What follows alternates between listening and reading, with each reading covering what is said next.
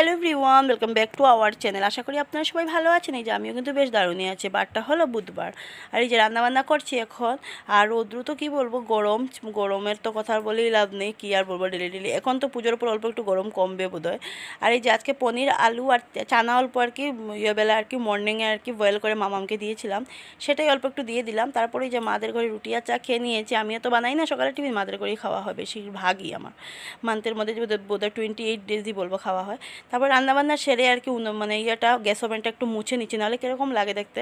আর তারপরে এই যে বাসনগুলো মেজে নিচ্ছে। আর কী হয়েছে কি জানি, ক্যামেরার মধ্যে পুরো দেখো কীরকম একটা গোলাটে লাগছে, বোধহয় রৌদ্রটা পড়েছে তার জন্য। তো ঠাক পুজোও দিয়ে দিয়েছে, দিয়ে আর কি মানে অনেকটাই স্কুলে অনেকেই যেতে চাইছে না, কারণ যেহেতু মানডে থেকে এক্সাম হাফ ইয়ারলি। কিন্তু আমি দিয়ে দিচ্ছি, কারণ ওই যেমন সেকেন্ড ইউনিট টেস্টের লেখা কি চ্যাপ্টারগুলো পড়াচ্ছে, সেগুলো তো আর পড়াবে না। ওই যে ঘরে চলে আসলাম, আর একটু করছি কি বলে এটাকে, রোদও উঠেছে, কাপড়গুলো একটু এমনি করে দিয়েছি। যাওয়ার সময় তো মেঘমেঘ করে রেখেছিল, এখন একটু রোদ। মামামকে ভাত দিয়েছি, আমিও ভাত খাবো, খেয়ে তারপর একটু রেস্ট করবো। আবার তো মামামের টিউশন আছে। আর দেখো ওয়েদারটা যে কী করছে সেটাই তো বুঝে উঠতে পারছি না সত্যি। বৃষ্টি আসবে লাগে, আবার বৃষ্টি দেয় না। বৃষ্টি আসবে লাগে, আবার যেমন লাগে। রোদে বেরোবো আর মুখের মধ্যে যদি একটু ফেস প্যাক না ইউজ করা হয়, তাহলে তো আর কি বলবো, আর মানে কি কোনো মতেই আর ফেসকে ভালো রাখা যাবে না। তোমরাও কি এরকম করো নাকি? আমার তো যেহেতু আর এত বছর পরে এখন রোদ লাগছে, শুধু মুখের মধ্যে শুধু জ্বলে, আর কি বলবো, জ্বলা মানে কি যে জ্বলা, সেটা বলার মতো না। তো এই যে লাগিয়ে নিচ্ছে, একটু ক্লিনজার দিয়ে ভালো করে ক্লিন করে নিচ্ছে। আর এই যে রান্নাবান্না, মা দিল তরকারি আর আমার রান্নাবান্না সব। কালকে যেহেতু পঞ্চমী আছে, মনসা পুজো, তার জন্য আজকে মানে সারাটা দিন মাইক চলছে, সব দিয়ে গান বাজনা চলছে, তার জন্য আর পারছি না আমি এখানে ভয়েস দিতে, হচ্ছে কপিরাইট দিয়ে দেবে। তো এখন বলি কালকে কেন আর বিকেল থেকে আমি ব্লগটা কন্টিনিউ করতে পারিনি, কারণ আমার একটা ব্লাউজ আমি পাচ্ছিলাম না। কোন ব্লাউজটা তোমরা এখনই দেখতে পাবে ভিডিওর মধ্যে।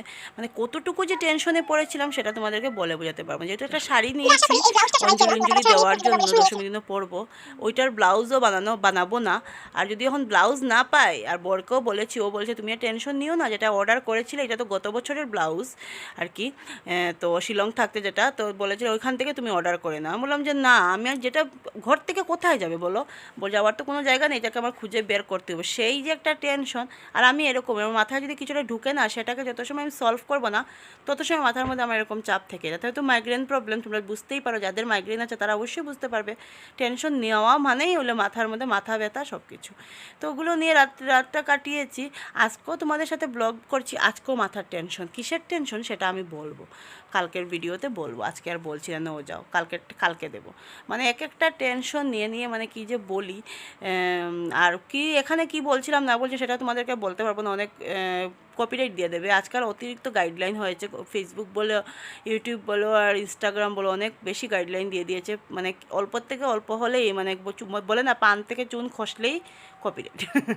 তো আজকের ভিডিওটা এখানেই শেষ করলাম। ভিডিওটা ভালো লাগলে প্লিজ নো স্কিপ করো। আর পরে কিন্তু ব্লাউজটা আমি পেয়েছি,